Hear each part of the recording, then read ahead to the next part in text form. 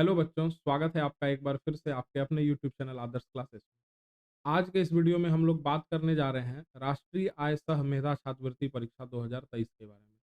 बच्चों, जैसा कि आपको पता होगा कि क्लास 8 में होने वाली ये स्कॉलरशिप टेस्ट जो है उसका डेट अनाउंस हो चुका है। अभी फॉर्म भी फिलअप हो रहे हैं। ठीक है। तो आज से हम लोग इस मेधा छात्रवृत्ति में जो भी हमारे सब्जेक्ट हैं उसको हम लोग इस सीरीज में कवर करेंगे। तो सबसे पहले हम लोग आज जो के क्लास में मैथ गणित को देखने वाले हैं। ठीक है। तो सबसे पहले हम लोग ये समझ लेते हैं कि मेधा छात्रवृत्ति का जो एग्जाम होता है वो दो पार्ट में होता है। एक आपका लेफ्ट साइड में इधर दिख रहा होगा मैट, यानी मेंटल एबिलिटी टेस्ट, जिसको हम लोग मानसिक योग्यता परीक्षा बोलते हैं, और एक सेट है बौद्धिक क्षमता विकास के लिए। तो ये चीज जो है ना, ये पार्ट है रीजनिंग आपका। ठीक है, जो दो पार्ट में पूछा जाता है, शाब्दिक और अशाब्दिक। हम लोग जब आगे इस पे भी पूरा वीडियो लाएंगे, जितना भी इसमें टोटल 15-16 चैप्टर्स हैं। अभी हम लोग सेट यानी बौद्धिक क्षमता विकास के तीसरे पॉइंट यानी गणित, जिसमें हम लोगों को कुल 20 प्रश्न पूछे जाते हैं। लेकिन लेकिन इस 20 प्रश्न को करने के लिए आपको कम से कम 15 से 16 चैप्टर को कवर करना पड़ेगा। तो वो लगभग जो प्रश्न एग्जाम में पूछे जाते हैं, मैंने एक प्रॉपर ऑब्जर्वेशन करने के बाद ये कुल 15 चैप्टर निकाला है जो एग्जाम में जिससे प्रश्न पूछे जाते हैं। जैसे वर्ग, मूल और घनमूल है, घातांक और करनी है, एलसीएम और एचसीएफ है, अनुपात और समानुपात है। इस तरह करके टोटल 15 चैप्टर्स हैं जिसको हम लोग वन बाय वन कवर करेंगे। आज के इस वीडियो में हम लोग चैप्टर 1 यानी वर्ग और वर्गमूल और घनमूल को देखने वाले हैं। ये जो वीडियो होगी ये दो पार्ट में होगी। पहले पार्ट में हम लोग वर्गमूल और इससे जुड़े हुए जो भी प्रश्न होंगे उसको करेंगे, और दूसरे पार्ट में हम लोग घनमूल और उससे जुड़े हुए प्रश्न को करेंगे। मैथ के सीरीज के साथ साथ हम लोग सामाजिक विज्ञान, विज्ञान और मेंटल एबिलिटी टेस्ट यानी रीजनिंग की भी क्लासेस लगातार करते रहेंगे। तो आज का हमारा टॉपिक रहेगा वर्गमूल। वर्गमूल से हर साल लगभग एक क्वेश्चन आपको पूछा ही जाएगा। ठीक है। क्वेश्चन के लेवल बहुत ज़्यादा नहीं होते, लेकिन आपको कुछ बेसिक कॉन्सेप्ट होने की आवश्यकता है, रखने की आवश्यकता है, जो हम लोग इस वीडियो में कवर करेंगे। अगर आप इस वीडियो को पूरा देखते हैं तो वर्गमूल और वर्ग से संबंधित कोई भी जो क्वेरी रहेगी आपके मन में, कोई भी जो प्रश्न रहेगा, कोई भी जो डाउट रहेगा, वो सारा क्लियर हो जाने वाला है। तो चलिए हम लोग आगे बढ़ते हैं। सबसे पहले आप यहाँ पे देखें कि वर्ग संख्याएँ क्या होती हैं, है ना? हम लोग वर्ग जो होता है, स्क्वायर जिसको कहते हैं, वो क्या होती है? तो कह रहे हैं कि किसी संख्या का जो वर्ग है ना, वह संख्या होती है जिसका घात 2 होता है। प्यारे बच्चों, आपने 5 क्लास से पढ़ना शुरू किया होगा या 6 क्लास से जब आपने पढ़ा होगा, तो घात क्या होता है? जैसे मान लो अपन यहाँ पे लिख रहे हैं a, ठीक है? और इसके ऊपर यहाँ पर अपन हम लोगों ने लिख दिया 2 यहाँ ऊपर। तो आपने पढ़ा होगा कि ये नीचे जो ए है ना, इसको आधार बोला जाता है। हाँ, और ये जो 2 है इसको घात बोला जाता है। तो कह रहा है कि किसी संख्या का जो वर्ग होता है वह संख्या होती है जिसका घात 2 होता है। ठीक है, जैसे यहाँ अपन ए पे घात क्या लिखे हैं 2, तो इसी को कहा जाएगा ए का वर्ग, है ना? जैसे यहाँ लिखा हुआ है, आप यहाँ पर देखो, दो 2 का स्क्वायर। ठीक है, जैसे यहाँ लिखा है 5 का स्क्वायर, इसको इंग्लिश में स्क्वायर बोलते हैं और हिंदी में इसी को वर्ग बोला जाता है। ठीक है। वर्ग निकालते कैसे हैं हम लोग? हालांकि ये सब बात आप लोग जानते होंगे, लेकिन मैं मानकर चल रहा हूँ, कुछ स्टूडेंट्स ऐसे हैं जिनका बेसिक थोड़ा कमजोर होगा, तो मैं ये मानकर चल रहा हूँ कि अभी आपको कुछ नहीं आ रहा है। एकदम बेसिक से पढ़ें। तो जैसे मान लो कि यहाँ पे अपन लिखें 2, ठीक है? और इस पे है स्क्वायर या वर्ग जिसको आप कहते हो, है ना? हम लोग यहाँ पे वर्ग लिखे हुए हैं। तो 2 स्क्वायर जो है, इसका वर्ग निकालने का मतलब होता है कि जिस संख्या पे वर्ग है, उस संख्या को उसी संख्या से गुना कर देना। यानी अगर 2 का स्क्वायर है तो 2 को 2 से ही गुना कर देंगे, तो जो रिजल्ट आएगा वो 4 आने वाला है। जैसे यहाँ 5 लिखा है तो 5 स्क्वायर का मतलब हुआ 5 को ही 5 से गुना कर देना, जिसका रिजल्ट अपने को क्या आएगा 25। जैसे 3 का स्क्वायर है तो 3 का स्क्वायर का मतलब ही हो गया 3 को 2 बारी गुना कर देना, यानी इसका रिजल्ट आ जाएगा 9। 7 का स्क्वायर का मतलब हुआ 7 को 2 टाइम्स मल्टीप्लाई कर देना, 7 मल्टीप्लाई 7। अच्छा, कुछ बच्चे क्या करते हैं, अगर 7 स्क्वायर लिखा है तो वो 7 मल्टीप्लाई 2 कर देते हैं। आप ऐसी गलती कभी नहीं करेंगे, ठीक है? 7 का वर्ग या इसी को बोलेंगे 7 स्क्वायर का मतलब हुआ 7 को 2 टाइम्स मल्टीप्लाई करना, that means 49 is the correct answer. Okay, तो ये हो गया आपका वर्ग संख्या, जो मेरे हिसाब से आपको समझने में कोई परेशानी होगी भी नहीं और आप पहले से जानते होंगे। यहाँ पे एक बात पॉइंट करने वाली है, कम से कम आपको 1 से लेके ये जो 30 तक जो आपको वर्ग लिखा हुआ है, ये आपको एकदम रटा हुआ होना चाहिए। ऐसा मैं इसलिए बोल रहा हूँ कि इस टाइप के एग्जाम में सबसे बड़ा चीज होता है टाइम मैनेजमेंट। ठीक है? आपको एक क्वेश्चन को बनाने के लिए 1 मिनट या उससे भी कम समय मिलेगा, तो उस समय अगर आप इसका स्क्वायर निकालने बैठ जाओगे, तो वो आपका काफ़ी टाइम कवर कर लेगा और हो सकता है मल्टीप्लिकेशन में आपको कहीं पे प्रॉब्लम आ जाए, गलती हो जाए। तो आपको ना कम से कम, ये मैं क्यों बोल रहा हूँ, आप इसको आगे कनेक्ट करेंगे। कम से कम 1 से लेके 30 तक का स्क्वायर आपको जो है याद रखना है। जैसे कि 4 का वर्ग 16, 5 का स्क्वायर 25, 6 का स्क्वायर 36, 7 का स्क्वायर 49, 17 का स्क्वायर 289, 18 का स्क्वायर 324, 25 का स्क्वायर 625। इस तरह से आपको 30 तक का जो वर्ग है वो आपको याद रखना है, एकदम मुँह ज़बानी। ठीक है? चलिए आगे बढ़ते हैं। अभी मैं आपको सिखाऊँगा एक ट्रिक, जिससे हम लोग 1 से 100 तक की संख्याओं का वर्ग यूँ चुटकी में निकाल सकते हैं। ठीक है? देखो, 1 से 9 तक का वर्ग तो आप ऐसे ही बोल दोगे, 8 का स्क्वायर हो जाएगा या वर्ग हो जाएगा 64, 9 का 81। जब 2 डिजिट वाली नंबर आएँगी, तो वहाँ पे आपको कन्फ्यूज़न होगा। तो इसको अपन 2 कैटेगरी में बाँटते हैं। एक ऐसा नंबर आपको दिया रहे जिसके इकाई स्थान पर ना 5 रहे और बाकी जिसके इकाई स्थान पर 5 ना रहे। तो हम लोग इसको 2 कैटेगरी में बाँट कर बनाएँगे, ठीक है? 5 वाले कैटेगरी में जो क्वेश्चन आते हैं, ये तो सबसे ईज़ी होते हैं। सिंपल सा है, बोला अगर 75 का स्क्वायर करना है, तो हम लोग इसमें क्या करेंगे, थोड़ा मैं पेन का कलर चेंज कर लेता हूँ, नहीं तो सेम सेम हो जा रहा है। आप यहाँ देखो 75 का स्क्वायर, ठीक है?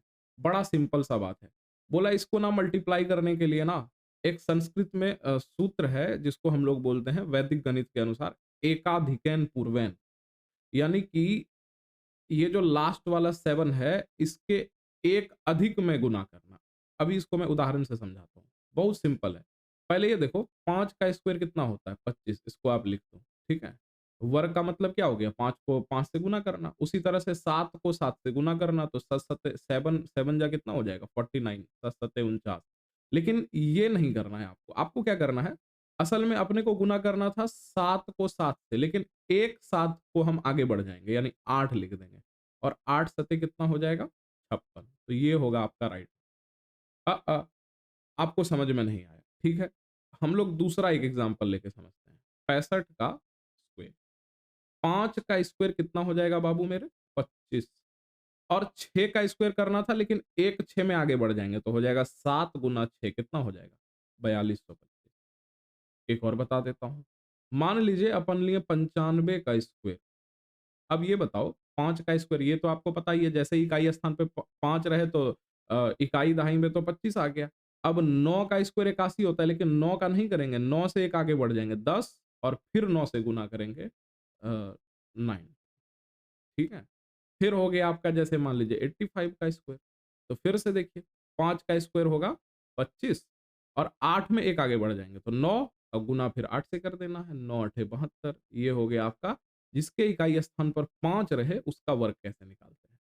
अब सवाल उठेगा, जिसके इकाई स्थान पर 5 ना हो तो क्या वहाँ पे भी ये ट्रिक काम आएगी? तो इसका आंसर होगा बिल्कुल नहीं, वहाँ पे आपका गलत हो जाएगा। तो आइए उसका ट्रिक सीखते हैं, बड़ा सिंपल है। बोला 24 का स्क्वायर, तो 4 का स्क्वायर कितना होगा? 16। 4 का स्क्वायर कितना होगा? 16। बहुत बढ़िया। और 2 का स्क्वायर कितना होगा? 2 का स्क्वायर होगा 4, ये लिख दिया अपन। ठीक है? फिर से देखो आप, 4 का स्क्वायर कितना होगा? 16। 4 का वर्ग होता है 16 और 2 का वर्ग कितना होता है? 4। अब ना आप इस तीनों को गुना कर दो, तो 4 दूने 8, 8 दूने 16, ठीक है? और इस 16 को इकाई स्थान को हमेशा छोड़ के लिखना है, हमेशा इकाई स्थान को छोड़कर। ये 6 हो गया, ये 6 6 एक 7 और ये 4 एक 5, ये हो गया 24 का वर्ग, ठीक है? एक बार फिर से समझना आप, यहाँ पे 44 का स्क्वायर है, 4 का स्क्वायर कितना होगा? 16 और फिर से 4 का स्क्वायर कितना होगा? 16, ये हम लोगों ने लिख दिया। अब इस तीनों को गुना कर दो, 4 गुना 4 16 और 16 दूना 32, इकाई को छोड़ के 32 लिख दो और इसको जोड़ दो, 6 2 1 3 6 3 9 और 1, यही होगा 44 का वर्ग। आप गुना करके देख लेना। जैसे ये 57 का स्क्वायर है, ठीक है? तो 7 का स्क्वायर कितना होगा? 49 और 5 का स्क्वायर कितना होगा? 25, ठीक है? अब आप इसको गुना कर दो, 5 सत्ते 35, 35 दूना 70, इकाई स्थान 9 को छोड़कर और इधर लिख दो 35 दूना 70, 9 4 और 7 5 12 का 2 बाकी 1 2 1 3 3249, ये हो गया आपका आंसर। इस तरह से आप किसी भी क्वेश्चन को बना सकते हो। अच्छा, एक जगह पे आप कंफ्यूज करोगे, ठीक है? आप यहाँ देखो, 3 का स्क्वायर कितना होगा? 9। लेकिन जब भी हम लोग ये इकाई स्थान का वर्ग लिखेंगे ना, जैसे यहाँ 4 का स्क्वायर, अभी बगल में जो ये 44 का वर्ग हम लोगों ने किया, तो 4 का स्क्वायर 16 यानी 2 अंक में आ रहा था। 7 का स्क्वायर 49, 2 अंक में आ रहा था। लेकिन जब हम लोग 3 का वर्ग करेंगे तो ये 1 ही अंक में आएगा 9। लेकिन जब हम लिखेंगे तो इसको 2 अंक का बना देंगे, यानी अपन इसको क्या लिखेंगे? 09। तो 3 का स्क्वायर हो जाएगा 09 और 5 का स्क्वायर हो जाएगा 25। कोई प्रॉब्लम? और फिर इसको गुना कर दो, 5 तिया 15 और दूने 30, इकाई स्थान को छोड़ के 30 लिख दीजिए। 9 0 5 3 8 2, ये हो गया इसका आंसर। एक बार फिर से देखो, फिर से यहाँ पर इकाई स्थान पर 2 है, अगर इसका वर्ग करेंगे तो ये सिंगल डिजिट में आएगा 4, तो अपन क्या करेंगे, इसमें एक पहले क्या लगा देंगे? 0। फिर 3 का स्क्वायर निकालेंगे तो वो होगा 9 और अब हम लोग इसको मल्टीप्लाई कर देंगे, 3 2 जा 6, 6 2 जा 12, इकाई स्थान को छोड़ के जोड़ देंगे, ये 4 और ये हो गए आपके 2 और ये हो गया 9 1 10 10 100 24। इस तरह से हम लोग 1 से लेके 100 तक का जो संख्या होगा, उसका हम लोग क्या कर सकते हैं? वर्ग निकाल सकते हैं, ठीक है? जैसे मान लो आप बोलोगे क्या कि सर 94 का स्क्वायर करके दिखाइए, तो 94 का स्क्वायर क्या होगा? 4 का स्क्वायर हो जाएगा, 4 का वर्ग हो जाएगा 16 और 9 का वर्ग हो जाएगा 81 और फिर इसको मल्टीप्लाई कर दो आप, 9 चौके 36 और 36 दूना 72, इकाई स्थान को छोड़ के और इसको लिख दो। ये 6 2 1 3 7 1 8 और 8, ये हो गया आपका राइट आंसर, ठीक है? तो इस तरह से हम लोग जो है 1 से लेके 100 तक के संख्याओं का वर्ग निकाल सकते हैं, ठीक है? चलिए, अब नेक्स्ट पॉइंट है अपना, यहाँ पे देखो, पूर्ण वर्ग संख्या। ये क्या होता है? पूर्ण वर्ग संख्या क्या होता है? तो बोला कि जैसे आप देखो यहाँ से 1 से 30 तक फिर वही वर्ग संख्याएँ लिखी हुई हैं। बोला गया कि भैया जैसे मान लो ना प्राकृत संख्याएँ लेते हैं हम लोग, ठीक है? जैसे प्राकृत संख्या क्या होती है? गिनती की संख्याएँ।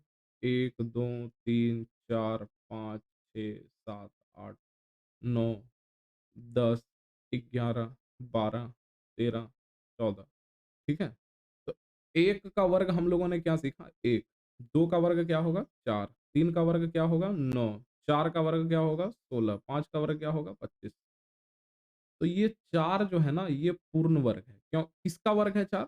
4 है 2 का वर्ग। जब हम लोग 2 का वर्ग करते हैं तो वही 4 आता है। तो इसी 4 को पूर्ण वर्ग बोला जाता है। जैसे यहाँ आया 9, 9 किसका पूर्ण वर्ग है? 3 का। 25 किसका पूर्ण वर्ग है?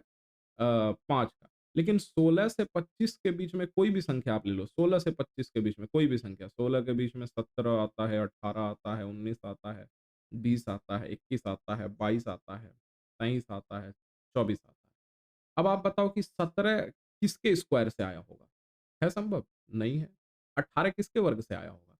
किसी का वर्ग नहीं, हाँ, किसके वर्ग से आया होगा मैं आपको बताता हूँ।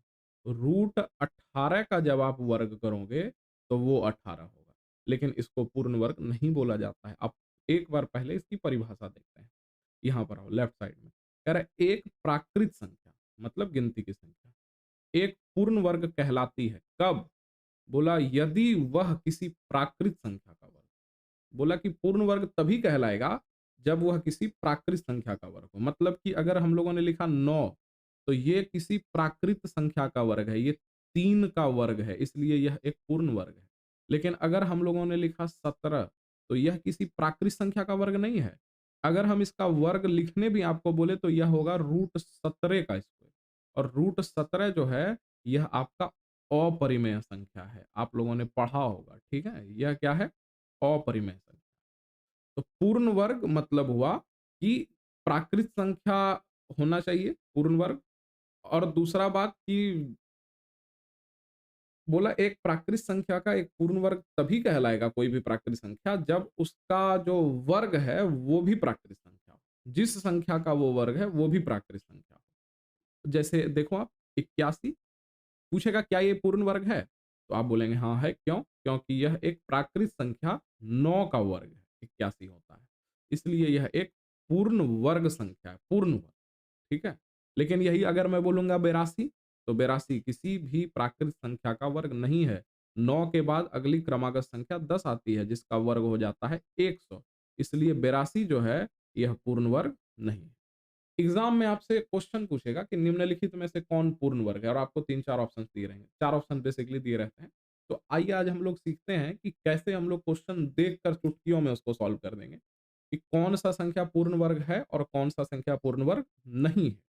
तो पूर्ण वर्ग निकालने का तरीका, अब मैं फिर से एक बार पेन का कलर चेंज कर लेता हूँ, नहीं तो ये जो है खिचड़ी बन जाएगा। ठीक है? चलिए, तो येलो हो गया क्या? मैं इसको रेड कर लेता हूँ। अब आप देखो, कह रहा है नियम फर्स्ट कह रहा है कि जिसके इकाई स्थान पर 0, 1, 4, 5, 6 या 9 हो, तो वह पूर्ण वर्ग संख्या होगा। ये ऑब्जर्वेशन कहाँ से आया? तो आप ज़रा गौर से देखो। यहाँ पर मैंने इसको मार्क किया हुआ है 1 से लेके 10 तक के वर्ग। अगर हम लोग इसके इकाई स्थान को देखेंगे तो 1 का वर्ग 1 होता है, इसका इकाई स्थान 1 है। 2 का वर्ग 4 होता है, इकाई स्थान 4 है, 9 है। 4 का वर्ग 16, इकाई स्थान 6, फिर 5, फिर 6, फिर 9, फिर 4, फिर 1, फिर 0। ठीक है? तो अब क्या देखो, 0 आ रहा है, 1 आ रहा है, 4 आ रहा है, फिर 5 आ रहा है, फिर 6 आ रहा है और 9 आ रहा है। ठीक है? तो कोई भी जो हम लोग वर्ग करेंगे, उसके इकाई स्थान में यही आ सकता है। क्या-क्या आ सकता है? ध्यान से समझना। 0 आ सकता है इकाई स्थान पर, 0 आ सकता है, 1 आ सकता है, 4 आ सकता है, 5 आ सकता है, 6 आ सकता है या 9 आ सकता है।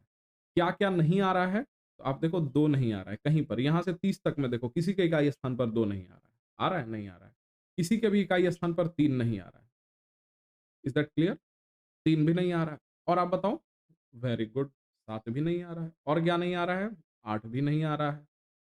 ठीक है? तो जिसके इकाई स्थान पर ये रहे, उसको देखकर हम लोग सीधा ही बोल देंगे कि वो पूर्ण वर्ग नहीं है।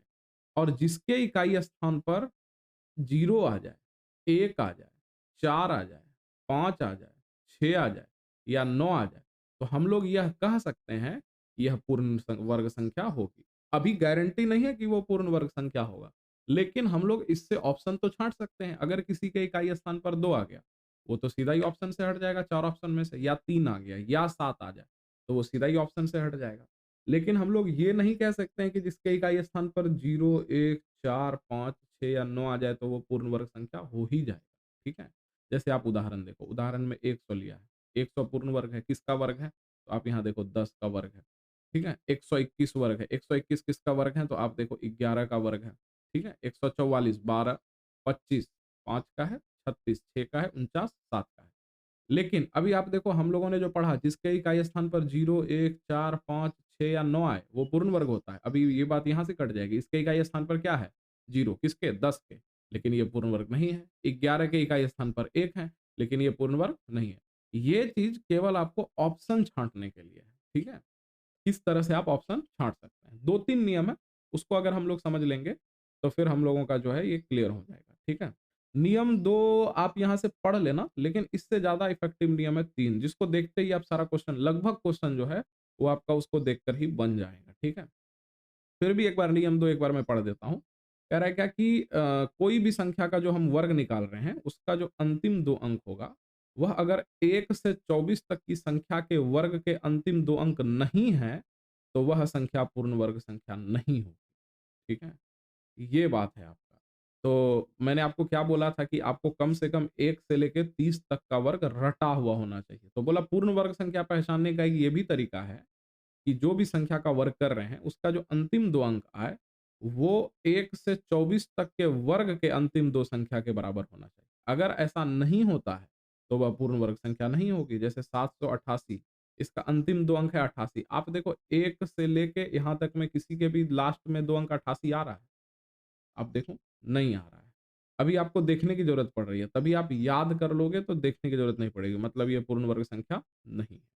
अब जैसे आप देखो 892, इसका अंतिम 2 अंक है 92। क्या 1 से लेके 24 तक में किसी भी संख्या के अंतिम 2 अंक 92 आ रहे हैं? आप एक बार देखो, 92 नहीं आ रहा है, मतलब ये भी पूर्ण वर्ग संख्या नहीं होगा।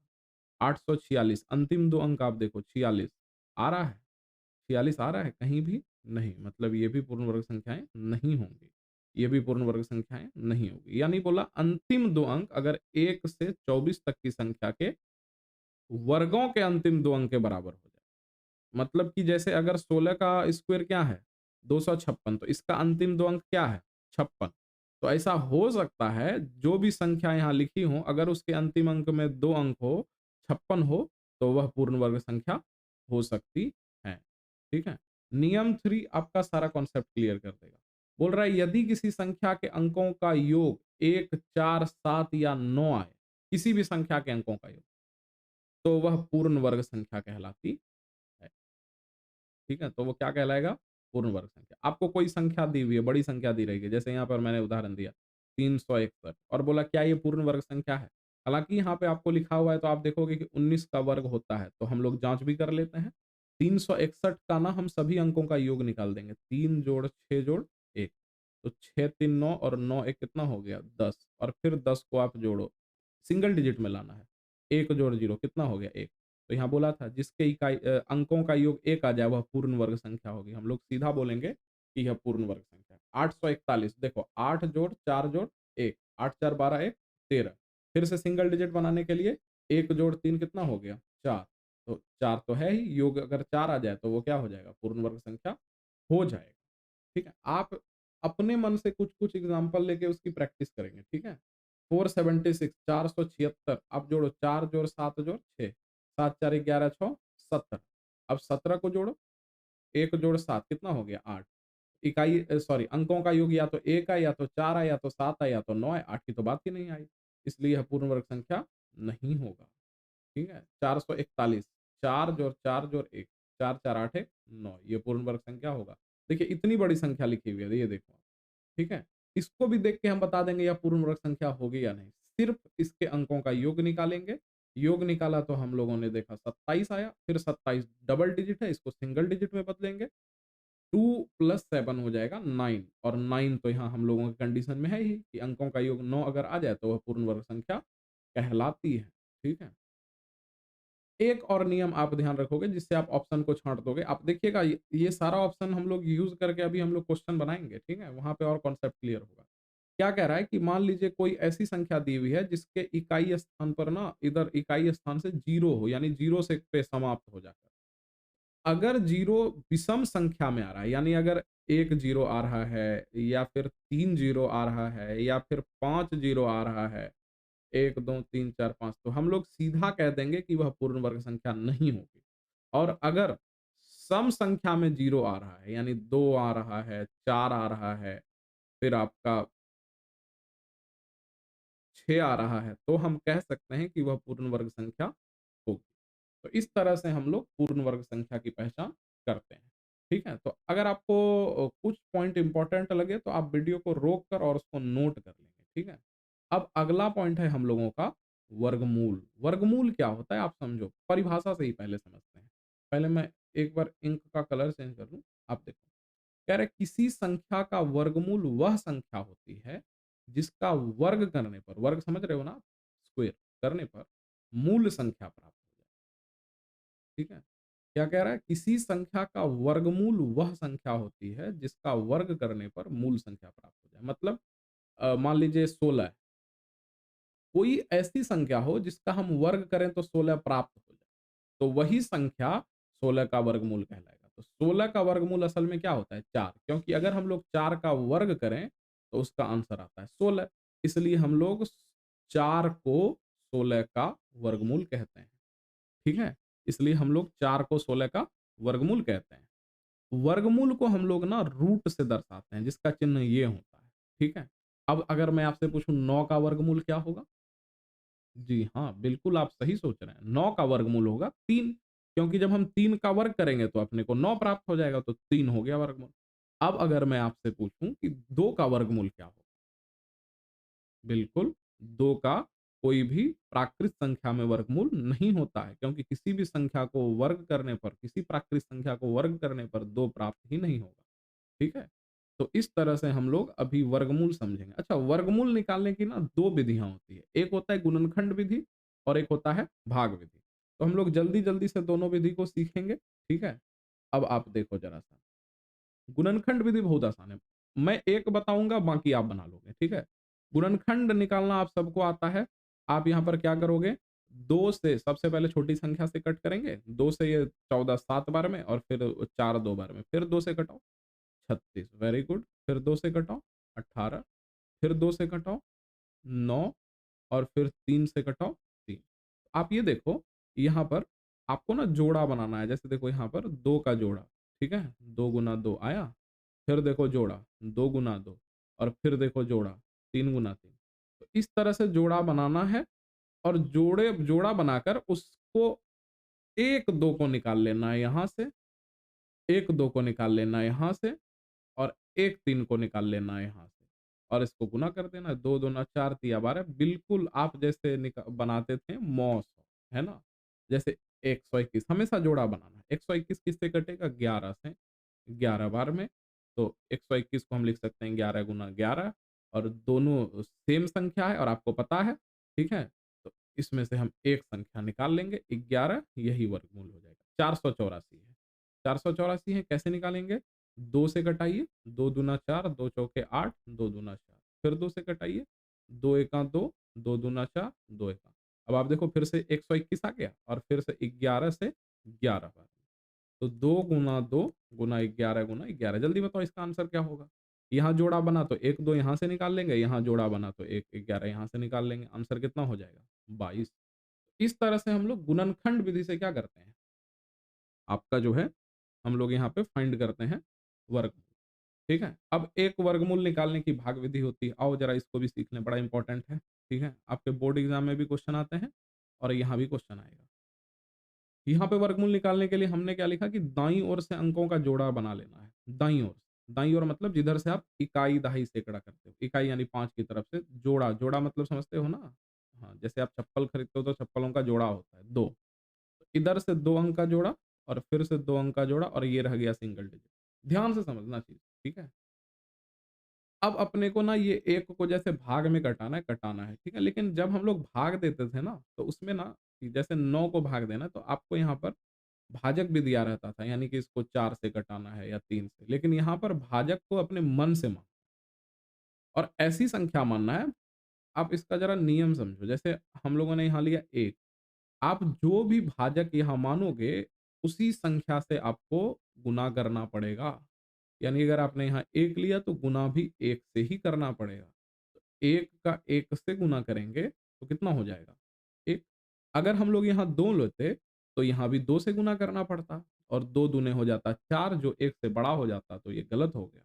तो 1, अब ये जब सब्ट्रैक्ट होगा भाग की तरह, तो ये तो कट जाएगा। 1 में 1 क्या हो गया? 0 हो गया।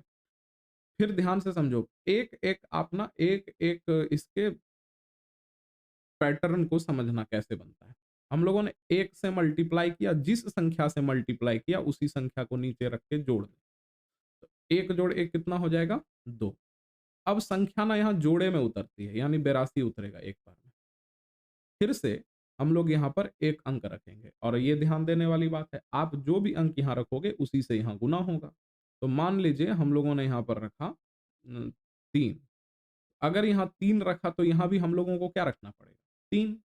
तो 3 से फिर 23 का गुना होगा, 3 तिया 9, और 3 दूना 6। अगर हम लोग 2 और यहाँ पर रखते 4, तो गुना भी किससे करना पड़ता? 4 से, और ये हो जाता 96, जो 82 से बड़ा है, तो ये भाग के नियम के खिलाफ है। जिस संख्या से गुना किया, यानी 3 से, उसी को फिर जोड़ देंगे, ठीक है? बात को समझना बड़ी गंभीरता से। 3 में 3 यहाँ पे क्या हो गया? जोड़ रहे हैं ना हम लोग, 6, और ये हो गया 2। अब इसको घटाओ, 12 मन हो गया 3, और ये 7 में 6 गया, कितना हो गया? 1, ठीक है? अब यहाँ पर उतरेगा फिर जोड़ा, ठीक है? 82 उतर गया था, अब उतरेगा 25। अब देखो इसके इकाई स्थान पर क्या है? 5, और आपको पता है 5 तभी प्राप्त होगा जब यहाँ भी 5 हो और यहाँ भी क्या हो? 5 हो। तो यहाँ पे जो भी संख्या हम लोग रखेंगे, वही संख्या से गुना करना होगा। तो पाँचे 25 के 5 बाकी 2, 5 छके 30, 2 32 के 2 बाकी 3, और 5 दूना 10 3 13, ये कट गया। तो इस तरह से आपने क्या देखा कि 135 जो है, वो इसका वर्गमूल प्राप्त हुआ। ठीक है? अगर आपको समझ में नहीं आया, तो मैं एक क्वेश्चन और करके दिखा देता हूँ आपको। आप ये देखो। दाईं ओर से जोड़ा बनाना है, दाईं ओर से, इकाई की तरफ से। ये जोड़ा बना, ये जोड़ा बना, ये अकेला रह गया। अब आप बताओ, क्या मैं इसको 1 से कटाऊँ? 1 से घटाऊँगा तो 1 यहाँ रखूँगा तो यहाँ भी 1 रखूँगा। 1 गुना 1 कितना हो जाएगा? 1, ठीक है? चलिए 2 रख के देखते हैं। अगर 2 रखें तो क्या 1 से बड़ा संख्या आ रहा है? हाँ, बिल्कुल, 2 दूने 4, ये कट जा रहा है। अब अगर यहाँ 2 रखा है तो यहाँ 2 से ही जोड़ना पड़ेगा 4 और 1 साथ उतरेगा क्या? 49। अब आप सोचो, यहाँ पर हम लोग जो भी संख्या रखेंगे उसी से मल्टीप्लाई करना है। तो स्वाभाविक सी बात है कि हम लोग यहाँ 1 रखेंगे, क्योंकि अगर हम लोगों ने यहाँ 2 रखा तो यहाँ भी 2 रखना पड़ेगा और 42 का 2 से जब गुना करेंगे तो वो 49 से बड़ा हो जाएगा। तो 1 रखा तो 41 एका 41 और 1 रखा है तो 1 जोड़ेंगे भी। 9 में 1 गया 8, 1 1 2 4 और फिर यहाँ जोड़ा उतरेगा 4 और 4। इकाई स्थान पर है 4। 4 किसके वर्ग करने पर इकाई स्थान आता है? या तो 2 के और या तो 8 के। आप देखो 2 दूना 4, इकाई स्थान पर 4 आया और 8 का वर्ग करके देखो, 8 गुना 8 64, तो इकाई स्थान पर 4 आया। लेकिन यहाँ पर रखाएगा 2, क्यों? क्योंकि 8 रखने से बहुत बड़ी संख्या प्राप्त होगी। तो 2 बार में ये हो जाएगा 844 और इस तरह से हम लोगों को ये वर्गमूल प्राप्त हुआ 212। तो उम्मीद करता हूँ कि भाग विधि जो है ये भी आपको समझ में आ गया होगा। तो चलिए अब हम लोग यहाँ से आगे बढ़ते हैं। अच्छा, आपके क्लास 8 के एससीईआरटी या एनसीईआरटी की पुस्तक में ये प्रश्न दिए हुए हैं वर्गमूल निकालने का, तो आप ज़रूर घर में जाकर प्रैक्टिस करेंगे, ठीक है? ठीक है? और कहा भी गया है, practice makes a man perfect, है ना? अच्छा, अब एक चीज़ आप देखो, आपको ना कम से कम 1 से लेके 10 तक का वर्गमूल आपको याद करना होगा, ठीक है? 1 से लेके 10 तक का। जिसमें कुछ वर्गमूल ऐसे हैं जो आपको याद होंगे, जैसे रूट 1 का वर्गमूल 1 होता है, रूट 4 का 2 होता है, रूट 9 का 3 होता है। बाकी जो हैं वो आपको याद करने पड़ेंगे। रूट 2 का वर्गमूल 1.414 होता है। क्यों करना होगा वो, अगर आप नहीं करोगे तो वहाँ क्वेश्चन सॉल्व करने में आपको काफ़ी परेशानी होगी, ठीक है? आपको इसको याद करना ही है, ये बात आप मान के चलो, ठीक है? 1 से लेके 10 तक ये आपका होमवर्क रहा, इसको आप वीडियो रोक के कैरी कर लेंगे और फिर याद करेंगे कि जैसे रूट 1 का वैल्यू 1 होता है, रूट 2 का वैल्यू 1.414 होता है, रूट 3 का वैल्यू 1.73205 होता है। हालाँकि यहाँ 3 अंक तक लिखा है तो इतना काफ़ी है, ठीक है? इस तरह से आप याद करेंगे। जैसे रूट 5 का वैल्यू जैसे मैंने याद किया 2.236 होता है, ठीक है? अब हम लोग किस तरह के प्रश्न परीक्षा में पूछे जाते हैं उस पर चर्चा करेंगे। तो चलिए शुरू करते हैं। देखो, पहला नंबर क्वेश्चन कह रहा है कि निम्नलिखित में से कौन पूर्ण वर्ग है? अभी आपको मैंने बताया था, एक संख्या दी रहेगी और वो पूर्ण वर्ग है। ये देखो, इ इसके ना अंतिम में 0 है और कितना 0 है? 3। मैंने आपको बताया था अगर विषम अंक में 0 हो, तो वो कभी भी पूर्ण वर्ग नहीं होता है। अब आइए ऑप्शन नंबर बी पर। ऑप्शन नंबर बी में देखिए आप 2 0 है, यानी सम 0 की संख्या जो है वो सम में है। तो ये एक वर्ग हो सकता है और ये तो आपको पता भी है कि ये 10 का वर्ग होता है। तो इसका जो राइट आंसर होगा वो हो जाएगा 10। मेरे आंसर बताने से पहले आप वीडियो को रोक के खुद से एक बार इसको सॉल्व कर सकते हैं। दूसरा नंबर क्वेश्चन कह रहा है निम्न परिपूर्ण वर्ग में कौन सम संख्या का वर्ग है? ठीक है? जैसे देखो 2 का वर्ग कितना होता है? 4, 3 का वर्ग कितना होता है? 9। तो कह रहा है क्या कि 9 जो वर्ग है ये तो एक विषम संख्या का है, लेकिन 4 जो है ये सम संख्या का वर्ग है। उसी तरह से कह रहा है कौन-सा सम संख्या का वर्ग है? तो देखो इसके इकाई स्थान पर 1 है, तो विषम संख्या का वर्ग तो विषम संख्या ही आएगा। इसका इकाई स्थान पर 5 है, विषम संख्या है। इसके इकाई स्थान पर क्या है? सम संख्या है, तो यही सम संख्या का वर्ग होगा। विषम संख्या का वर्ग भी विषम संख्या ही होता है, इकाई स्थान, ठीक है? आप ये ध्यान रख लेना। जैसे कोई भी आप ले लो, 11 का स्क्वायर, 11 विषम संख्या है, इसका वर्ग जो आएगा वो भी विषम संख्या आएगा। आप 13 ले लो, तो आएगा 169, ठीक है? आप 19 ले लो, तो आएगा 361, सभी विषम संख्या और जितना भी सम संख्या होगा, सबका वर्ग जो है, वो सम संख्या ही होगा। कोई भी आप लेके देखो, 6 का स्क्वायर 36, तो जिसके इकाई स्थान पर 6, वो सम संख्या का वर्ग हो गया। निम्नलिखित में कौन पूर्णांक नहीं? अब याद करो, आपने प्राकृत संख्या, पूर्णांक संख्या पढ़ा होगा।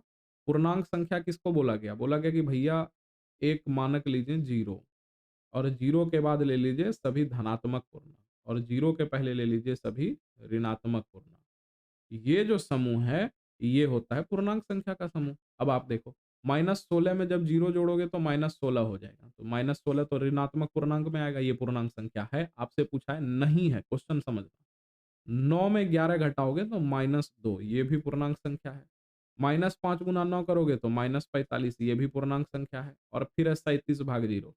अच्छा, एक बात आप यहाँ पे समझ लेना, यहाँ सबसे ऊपर में आप देखो, आपको ना 2 तरह से क्वेश्चन दिए रहेंगे। एक दिया रहेगा मान लो 5 में भाग देना है 0 से, और एक दिया रहेगा 0 में भाग देना है 5 से। तो बच्चा थोड़ा कन्फ्यूज़ करता है। ये जो चीज़ है, ये संभव नहीं हो सकता है, ठीक है? ये कभी भी संभव नहीं हो सकता है। हम 0 से किसी संख्या में भाग नहीं दे सकते हैं, ठीक है?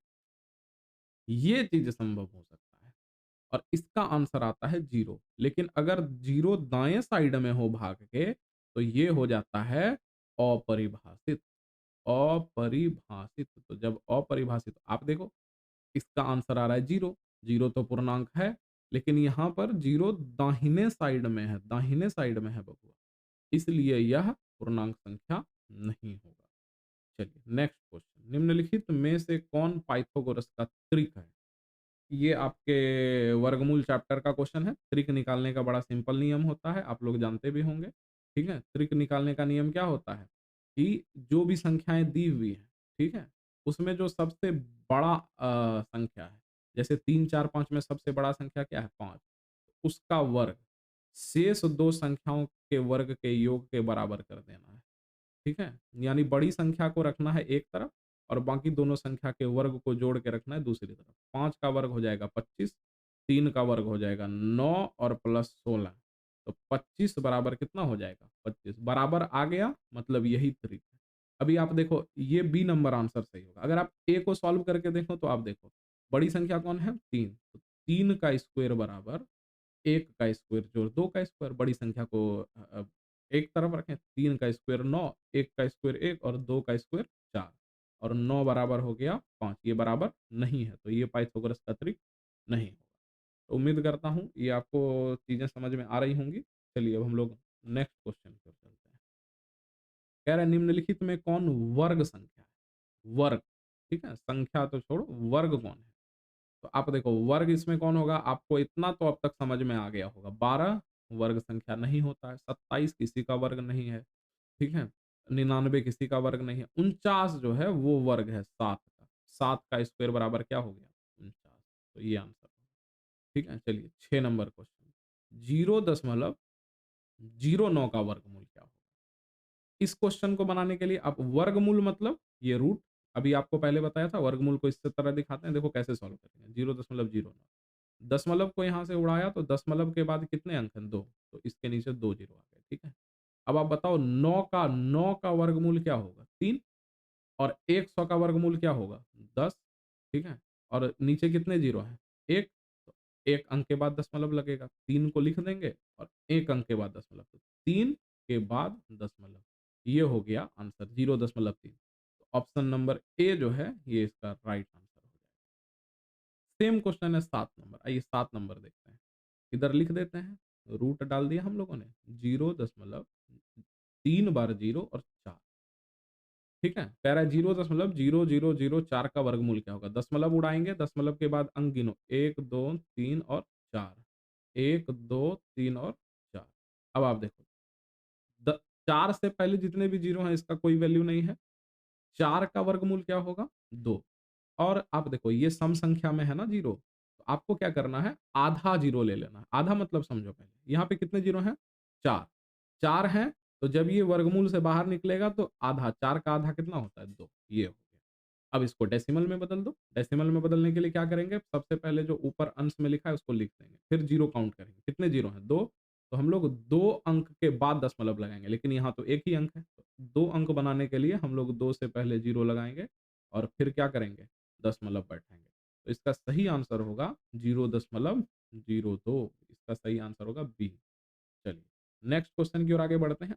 8 नंबर क्वेश्चन कह रहा है, इनमें से कौन परिमेय संख्या नहीं? बाबू अगर आप पढ़े होंगे तो परिमेय संख्या ऐसी संख्याएँ हैं जिसको P बटा Q के रूप में दर्शाया जाए, ठीक है? P बटा Q, जैसे 3 को हम 3 बटा 1 लिख सकते हैं, 2 बटा 3 भी परिमेय संख्या है क्योंकि यह P बटा Q के रूप में है। अब आप देखो रूट 1 का मान 1 होता है, परिमेय संख्या है। रूट 3 का मान दशमलव में आ गया, आ गया? ठीक है? अच्छा, रूट 4 का मान 2 होता है, रूट 9 का मान 3 होता है। समझदार के लिए इशारा काफ़ी है। इसमें जो परिमेय संख्या नहीं है, मतलब अपरिमेय संख्या है, तो वो आंसर क्या हो जाएगा? रूट 3, क्योंकि इसका वर्गमूल जो है वह एक प्राकृत संख्या नहीं होता है। चलिए, अब 9 नंबर क्वेश्चन कह रहा है क्या कि भैया इसका वर्गमूल क्या होगा? आप जल्दी बता दो, ठीक है? 2 पूर्णांक 7 बटे 9 का, तो आओ देखते हैं 2 पूर्णांक 7 बटा 9। चलो पूर्णांक तोड़ो, 9 दूना 18 और 18 में 7 जोड़ो, 25 और बटा 9 और बोला है वर्गमूल, तो वर्गमूल लगा देंगे। 25 को हम क्या लिख सकते हैं? 5 गुना 5। 9 को हम क्या लिख सकते हैं? 3 गुना 3। ठीक है? एक बार मैं आपको डिटेल में बता दिया। वर्गमूल का मतलब होता है जोड़ा बना तो 1 अंक बाहर हो जाएगा उसमें से। जोड़ा बना 1 बाहर हो जाएगा। आंसर हो गया 5/3। देखो आप 5/3 इसका ऑप्शन नंबर ए। ठीक है? चलिए नेक्स्ट क्वेश्चन की ओर हम लोग आगे बढ़ते हैं। कह रहा है निम्नलिखित में से 0.2 का वर्ग कौन होगा? 0.2 का वर्ग आप सीखो थोड़ा। 0.2 का वर्ग कौन होगा?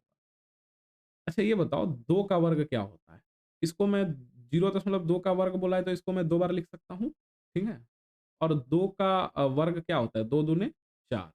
और आप देखो, ठीक है, ध्यान से समझना, दशमलव के बाद कितना अंक है? 1 और यहाँ भी दशमलव के बाद कितना अंक है? 1। तो टोटल दशमलव के बाद कितने अंक हो गए? अगर जोड़ दें तो 2। तो हम लोग 2 अंक के बाद दशमलव बैठाएँगे, ठीक है? ध्यान से समझो। यहाँ 1 ही अंक है तो 1 0 बैठा देंगे। ये हो गया 0.04 जो आपका दूसरा नंबर आंसर है। ठीक है? 11 नंबर क्वेश्चन आपके लिए छोड़ रहा हूँ, 169 का वर्गमूल क्या होगा? आप बना देना इसको। चलिए 12 नंबर क्वेश्चन। रूट अंडर 5 का मान क्या होगा? अब देखिए किसी भी संख्या का वर्गमूल और उसके ऊपर वर्ग है, तो ये जो रूट है और ये जो स्क्वायर है ये अपने आप कट जाएगा और आंसर हो जाएगा 5। मतलब अगर रूट 7 का स्क्वायर है तो स्क्वायर और रूट कट जाएगा। आपको कटा के दिखाना नहीं है, मन ही मन वो कट जाता है।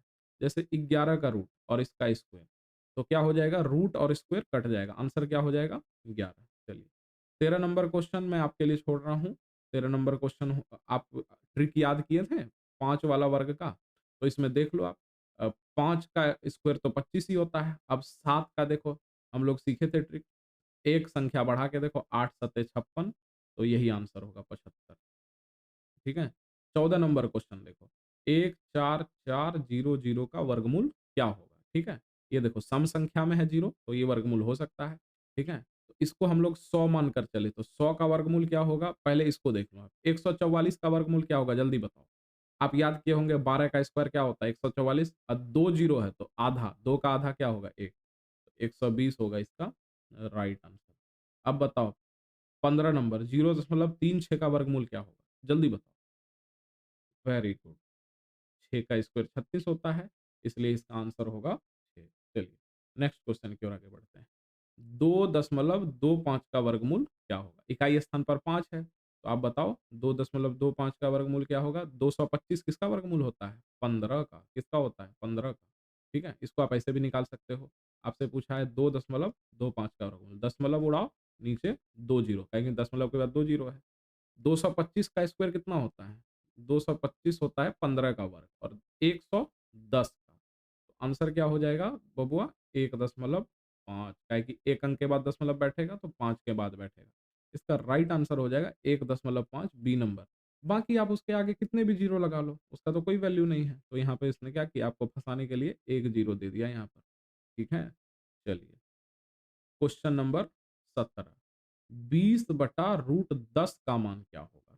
ठीक है? अब आप ध्यान से समझना थोड़ा-सा यहाँ पर, क्या बोला? 20/√10 का मान क्या होगा? और एक बात और इसने लगाया, शुद्ध 2 स्थानों का, शुद्ध 2 स्थानों का। अब इस दिन के लिए ही मैंने आपको बोला था कि कम से कम 10 तक का रूट आपको याद रखना है। आइए पीछे देखते हैं। अभी हम लोगों ने यहाँ देखा था कि 10 का जो रूट होता है, 10 का वैल्यू होता है 3.16। ठीक है? 2 अंक तक ही लेके चलेंगे, तो हम लोग यहाँ पुट कर देंगे। क्या पुट करेंगे? 3.16, तो यहाँ रखेंगे 3.16। अब हमको इसको भाग देना पड़ेगा, तो आप देखो दशमलव जब उड़ाएँगे, तो दशमलव का के आगे 2 ज़ीरो है, तो वो 2 ज़ीरो यहाँ पर आ जाएगा, ठीक है? अब ये दशमलव क्या हो गया? उड़ गया। अब आप देखो 316 से भाग दो 2000 में, ठीक है? कॉमन सेंस वाली बात है। 300 में किससे गुना करेंगे जो 2000 के लगभग हो जाएगा? 6 से, काहे कि 3 छक्के 18 होता है तो 1800 हो जाएगा। 7 से करेंगे तो 2100 हो जाएगा, ज़्यादा हो जाएगा तो 6 से गुना करेंगे। 6 छक्के 36 के 6 बाकी 3, 6 एका 6 3 9 और 6 तिया 18। 10 में 6 गए 4 और ये संख्याएँ आपकी क्या हो गई? कट गई, है ना? ये क्या हो गया? कट गया। तो यहाँ अब क्या होगा बबुआ? अब तो तुम दशमलव का भाग जानते हो। यहाँ दशमलव का एक ज़ीरो आएगा लेकिन अभी भी 316 उससे बड़ा है। तो यहाँ पर 1 ज़ीरो यहाँ बैठेगा और इसका क्या होगा? एक और ज़ीरो आएगा, है ना? यहाँ पर क्या होगा? एक और ज़ीरो आएगा और जब ज़ीरो आएगा तो अब फिर इसको घटाएँगे, कितने बार में घटेगा? अच्छा आप देखो कहीं पे कुछ मिस्टेक तो नहीं हो गया? इसमें कहीं पे कोई मिस्टेक? एक बार आप देखो। हम लोगों ने क्या किया? लिखा 20 और बटा रूट 10 का मान। रूट 10 का मान हम लोगों ने क्या देखा था? 3.1 दशमलव हटाया और दशमलव का यहाँ पर क्या आया? 2 ज़ीरो। 316 से हम लोगों ने भाग दिया 2000 में और ये कितना हो गया बबुआ? 6 बार में हो गया। 6 छाके 36 के 6 बाकी 3 6 एका 6 3 9 और 6 तिया 18। 10 में 6 गए 4, 9 में 9 गया 0 और 8 में 9 गया 1। यहीं पर गलती हो गई थी हम लोगों से। अब दशमलव का यहाँ आएगा 0 और ये कितने बार में कटेगा? तो आप देखो ये कटेगा 3 बार में क्योंकि 3 तिया 900 होता है और 3 चौके 1200 हो जाता है। तो 6.3 किसका आंसर आ रहा है? आप यहाँ देखो बी नंबर में 6.3 आ रहा है। आगे हम लोग करके क्या देखेंगे? ऑप्शन मिल गया। अच्छा, ये क्वेश्चन आपके लिए होमवर्क है। ये क्वेश्चन 19 नंबर भी आपके लिए होमवर्क है। 20 नंबर क्वेश्चन भी आपके लिए होमवर्क है। वीडियो रोक के आप लोग पहले इसको सॉल्व करेंगे, ठीक है? ये बड़ा आसान क्वेश्चन है इसलिए हम लोग यहाँ से आगे बढ़ रहे हैं। चलिए नेक्स्ट। 0.5 का वर्गमूल क्या होगा? तो आप देखो दशमलव वाले अंक का वर्गमूल कैसे निकालते हैं? वर्गमूल भाग विधि से निकालेंगे, ठीक है? सॉरी 1 मिनट इसको हटा दूँ। देखो भाई, हम लोग ना दशमलव के बाद अगर यहाँ पर मान लीजिए कि कितना भी ज़ीरो बैठा रहे हैं, तो इसका कोई वैल्यू नहीं है। आपको मैंने क्या सिखाया था? वर्गमूल में हमेशा दाएँ से, लेकिन दशमलव के बाद जब हम लोग वर्गमूल निकालेंगे, तो हम लोग बाएँ से जोड़ा बनाएँगे, ठीक है? ये देखो आप, बाएँ से। और देखो, यहाँ 0 है, 0 को तो कटा नहीं सकते हैं, तो ठीक है, 0 को भाग नहीं देना है, फिर दशमलव है, तो हम लोग यहाँ भी क्या करेंगे? दशमलव उतार देंगे। उसके बाद क्या है? 50 किससे कटेगा आप देखो, 50 किससे कटेगा? यहाँ जो भी संख्याएँ रखेंगे उसी संख्या से। अगर यहाँ मैंने 6 रखा तो यहाँ भी अपने को क्या रखना पड़ेगा? 6 और 6 गुना 6 36 हो जाएगा। अगर हम लोग यहाँ 7 रखें तो 7 से हो जाएगा 49, ठीक है? और ये कितना हो गया? 10 में 9 गया 1 और ये कितना हो गया? कट गया। और 7 ही यहाँ भी रखेंगे हो जाएगा 14, फिर यहाँ पर 0 उतरेगा, है कि नहीं है? यहाँ फिर क्या उतरेगा? 0, ठीक है? तो आपने क्या देखा कि ये लगभग जो वैल्यू है वो किसके बराबर आ गया? 0.7। आगे देखना ही नहीं है, आगे अंक आएगा लेकिन हम क्यों देखेंगे? ये देखो 0.7 आंसर हो गया, ठीक है? अच्छा 72 का मान क्या होगा? ये आप अभाज्य गुणनखंड निकाल लोगे। 72 का अभाज्य गुणनखंड होता है 2 से 36, 2 से 18, 2 से कितने बार में हो जाएगा भाई? हाँ, मैं अगर आपको बताऊँ तो बड़े सिंपल तरीके में इसको कैसे निकाल सकते हैं 72? 6 गुना 6 कितना होता है? 36, इसमें 2 से गुना कर दो 72। तो जिसका जोड़ा बन गया उसको बाहर कर लो और जिसका जोड़ा नहीं बन पाया वो रूट के अंदर रहेगा। आंसर हो जाएगा 6 रूट 2। दशमलव 1 का स्क्वायर अभी मैंने आपको समझाया था, ठीक है? 1 का स्क्वायर 1 होगा और इस स्क्वायर है मतलब 2 अंक के बाद दशमलव। तो 1 का स्क्वायर तो 1 ही होगा, 2 अंक बनाने के लिए हम लोग को पहले 0 लगाना होगा और फिर दशमलव। इसका राइट आंसर होगा ए। 24 नंबर क्वेश्चन आपके लिए होमवर्क है, बहुत आसान है। जैसे 64 किसका वर्गमूल होता है? 8 का। 81 किसका होता है? 9 का। 100 किसका होता है? 10 का। 32 को हम लोग क्या क्या लिख सकते हैं? आप यहाँ फँसोगे तो मैं बता दूँ आपको। 32 को हम लोग लिख सकते हैं, क्या लिख सकते हैं बाबू? हम लोग लिख सकते हैं मान लो 4 गुना 4 यानी 16 और गुना 2 32। आप ये देखो जिसका जोड़ा बन गया वो बाहर आ जाएगा, बाकी अंदर रह जाएगा तो हो जाएगा 4 रूट 2 और 72 का भी तुरंत हम लोगों ने सॉल्व किया था। ठीक है, 72 का कितना आया था? 6 रूट 2, तो यहाँ लिख देंगे 6 रूट क्या? 2। अब आप कटाओ, 4 से ये कट गया 2 बार में, 2 से कटाओ 6 3 बार में, और 3 से 9 कटाओ, कितने बार में कटा? 3 बार में। 10 तिया कितना हो गया? 30 बटा रूट 2 गुना रूट 2। रूट 2 गुना रूट 2 कितना होता है? ये होता है 2, और फिर कटाओ, आंसर हो गया 15। इसका सही आंसर होगा 15। सेम इसी तरह का क्वेश्चन है 25, जो मैं आपके लिए होमवर्क छोड़ रहा हूँ। आप इसका आंसर कमेंट बॉक्स में ज़रूर टाइप करेंगे। Next question. अच्छा, एक बात समझो, रूट को ही लिखा जाता है किसी भी संख्या पे घात 1/2। यानी ये जो 1/2 लिखा है, मतलब ये वर्गमूल है। ठीक है? किसका वर्गमूल है भाई? तो 132 25 का वर्गमूल है। अगर आपको याद होगा 5 इकाई स्थान पे 5 वाला वर्ग, तो आप बहुत आसानी से बना सकते हैं। कैसे भाई? इसमें इसमें ऑप्शन से चलो आप। जैसे इसको देखो, 5 का वर्ग कितना होगा? 25, फिर बचा क्या? 11, 1 आगे बढ़ जाओ। ठीक है? 1 आगे बढ़ोगे तो 12 गुना 11, और 12 गुना 11 होता है 132। तो यही तो आंसर है। इसका सही आंसर हो जाएगा ए। 27 नंबर क्वेश्चन, होमवर्क। 28 नंबर कह रहा है, वह छोटी से छोटी संख्या क्या होगी जिसे 480 से गुना कर दिया जाए? सबसे छोटी संख्या जिसको अगर हम लोग 480 में गुना कर दें, तो ना हम लोगों को जो गुणनफल प्राप्त हो वह एक पूर्ण वर्ग हो। पूर्ण वर्ग आप समझ रहे हैं ना, जिसका रूट प्राकृत संख्या निकले। तो 480, सॉरी, 480 क्या गुना किया जाए? तो पहले ना गुणनखंड विधि से इसका वर्गमूल निकालने का प्रयास करते हैं। 2 दूना 4, 2 चौके 8, 0। ठीक है? इस टाइप के क्वेश्चन आप ध्यान रखना। 120, फिर 2 से बोलते जाओ 60, फिर 2 से 30, बोलते जाओ, फिर 2 से 15, फिर 3 से 5। पेड़ा हाँ, पेड़ा नहीं, पेड़ा बना के क्या करना है? पेड़ बनाओ। 2 का स्क्वायर हो जाएगा 2, फिर 2 का स्क्वायर हो जाएगा 2। फिर देखो ये पेयर नहीं बन पाया, बन पाया? नहीं, तो इसको गुना कर देते हैं। 5 तिया 15 दूना 30। बस ये दोनों पेयर बना, इसका पेयर नहीं बना। अगर हम लोग क्या है, 30 है ना? अगर हम लोग एक और 30 यहाँ रख देते, तो इसका भी पेयर बन जाता। बोलिए हाँ या ना? तो बोला भैया वह सबसे छोटी संख्या 30 है, जिसका गुना अगर हम लोग इसमें कर देते, तो फिर जो हमको संख्या प्राप्त होता, फिर क्या होता आप देखो, यहाँ से 2 गुना 2 आया था, यहाँ से 30 आ जाता, और इस तरह से पूर्ण वर्ग प्राप्त होता। तो वह छोटी संख्या क्या होगी? 30 होगी। तो इसका सही आंसर होगा सी। ठीक है? सेम क्वेश्चन है 29, आप बनाओगे गुना करने वाला। 72 का गुणनखंड निकालोगे और देखोगे कौन सा संख्या का पेयर नहीं बन रहा है, बस उसी संख्या को गुना करना है। तो आज के इस वीडियो में हम लोगों ने कुल 29 क्वेश्चन और वर्गमूल के सारे बेसिक्स को देखा है। ठीक है? इसमें कुल 7 से 8 क्वेश्चन रह गए हैं, जिसको हम लोग अगली वीडियो में कवर कर लेंगे। थोड़ी-सी टेक्निकल इश्यू आ रही है, नहीं तो हम लोग उस 6-7 क्वेश्चन को तो इसमें कवर कर ही सकते थे। तो हम लोग उसको अगले पार्ट में कवर करेंगे। तब तक आप लोग घर में मेहनत करें, पढ़ते रहें, प्रैक्टिस सेट मारते रहें। ठीक है? और फिर हम लोग मिलते हैं अगले वीडियो में। धन्यवाद।